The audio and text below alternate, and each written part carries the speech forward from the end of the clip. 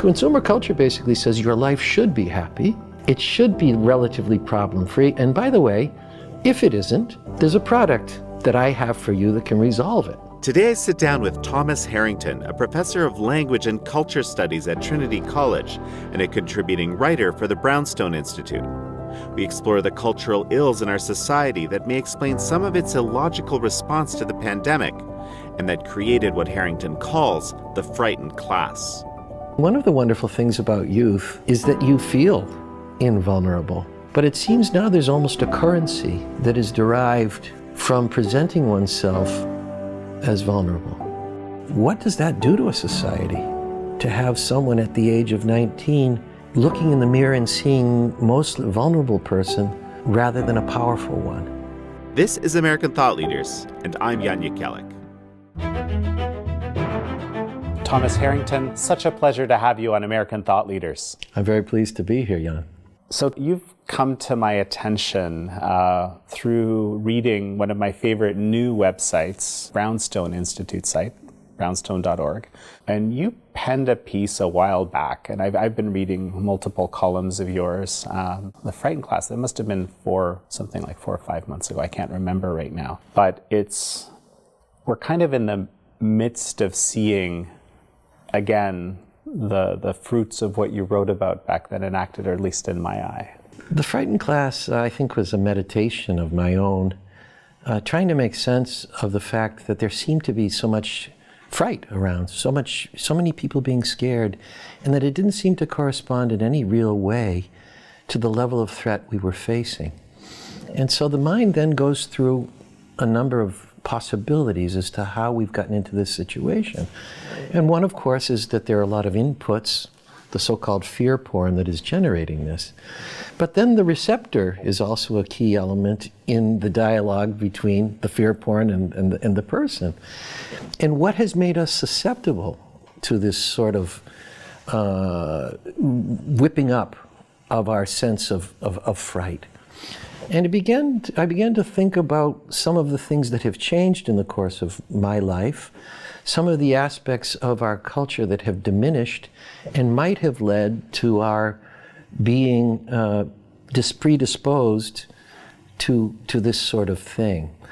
And so there are a number of things that I think that came to mind. One of them, strangely enough, was physicality.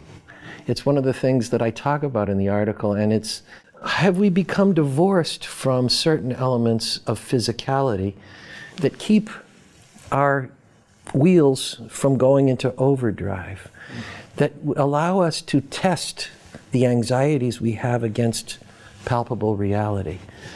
And why? Why have we become theoretical in our approach to the world when in fact there are palpable things that could reassure us? And how is it that we're living inside what Debord calls the spectacle? And what have we lost, or what antidotes to living in this psychic tunnel have we lost? And well, so let's jump into that, Debord's spectacle. Okay, this is really fascinating, and I please expound on what you mean by that exactly. Guy Debord was a French scholar, activist, the situationist movement. In 1967, he wrote a book called The Society of the Spectacle. And it's a book that is very interesting, and he seems in some ways to see the coming of consumer culture and its voracious hold upon our attentions. And he proposes a view that says that the spectacle wants us always to be attentive to it and always wants us to be responding to it. And we get sucked into it and begin to lose any ability to measure our authenticity, for lack of a better term, against it. And it's very interesting. I've taught this text a number of times in my classes. And my students, after reading it, are often very astonished. And they say, this is what I'm living through. And then when I ask, well, what are the solutions? They often say, I don't think you can do anything about it. I don't know what to do, but I know what I've just read corresponds a lot to the way we live today. And that's troubling. And so then the question is, how do we get back to discovering activities that it can at least allow us to pierce this tunnel of the spectacle that we're constantly living in various ways before screens, and it seems to feed upon itself. And I think a lot of that has to do with simple things. What have we lost, perhaps?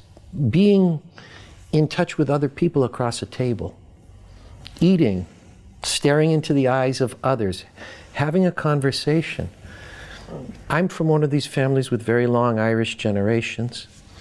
So I had a kind of I say to people, my grandmother was born in 1890. People say, what? But I grew up listening every Sunday to my grandmother tell stories from 1890 about how the world was. And she repeated, she changed certain elements of the story.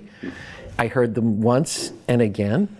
But in the process of hearing those stories and collating them, and then creating my own narrative out of them, I was engaging in an important skill.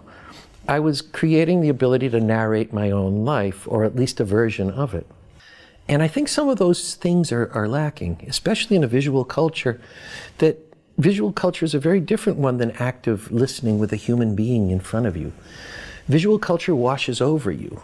You can be passive. One of my students yesterday said, I said, how did you like the documentary? So he said, it was great. It was easier than that reading. And I said, well, that's true, isn't it? It washes over us. It enters easily. But what does reading give us that the physical engagement with the page, what does it give us and what does it demand of us? It demands an active engagement. It demands a sense of imagination. You need to piece it together yourself.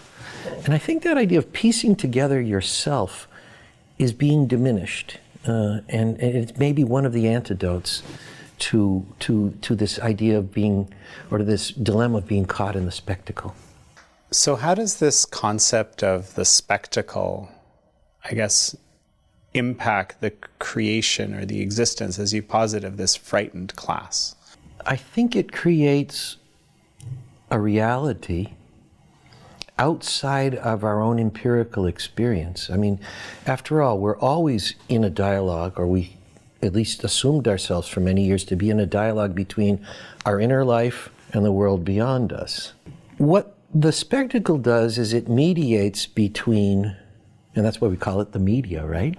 It mediates, it creates a lens between the self and the world. Now, we were always having lenses between the self and the world.